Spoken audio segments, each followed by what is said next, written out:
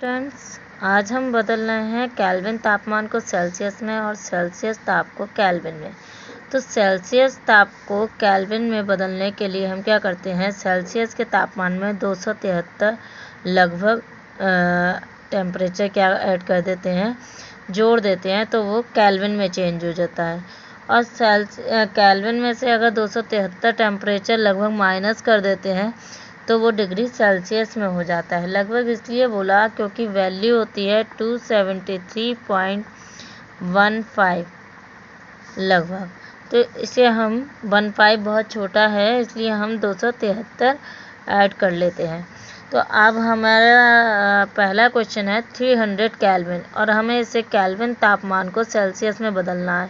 300 kelvin है तो जहाँ के लिखा है वहाँ हम 300 लिख देंगे, minus 273 273 that is equal to 300 में से 273 जाएगा, कितना बचेगा, 10 में से 3 गया 7, ओके, 9 में से 7 गया 2, ठीक है, और ये हो गया हमारा 27 डिग्री सेल्सियस।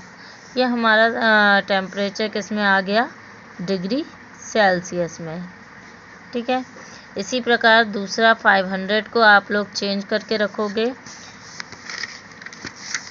अब आते हैं सेल्सियस ताप को केल्विन में बदलना। सेल्सियस ताप को केल्विन में बदलते हैं तो केल्विन सेल्सियस में 273 ऐड कर देते हैं। तो जहां हमारा डिग्री सेल्सियस दिया गया है तो हम डिग्री सेल्सियस में टेम्परेचर की वैल्यू रख देंगे। फर्स्ट है हमारा 0 डिग्री सेल्सियस, तो 0 डिग्री सेल्सियस के लिए के की वैल्यू हो जाएगी 0 प्लस 273। अब 0 में 273 ऐड करो, कितना आता है, यस 273।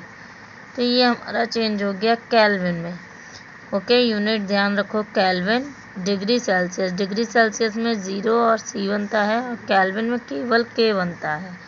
ये हमारे वैल्यू का आंसर हो गया। अब ऐसे ही है 23, तो 23 को देख लेते हैं, ओके। 23 डिग्री सेल्सियस तो K इक्वल टू हो जाएगा 23 प्लस 273, ओके। ऐड करोगे तो क्या हो जाएगा 692 डिग्री सेल्सियस, ओके। ये हमारा आंसर हो गया, क्लियर।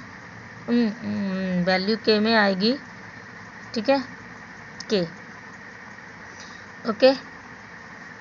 तो आज यही कन्वर्ट करेंगे टेम्परेचर को एक तापमान से दूसरे तापमान पे।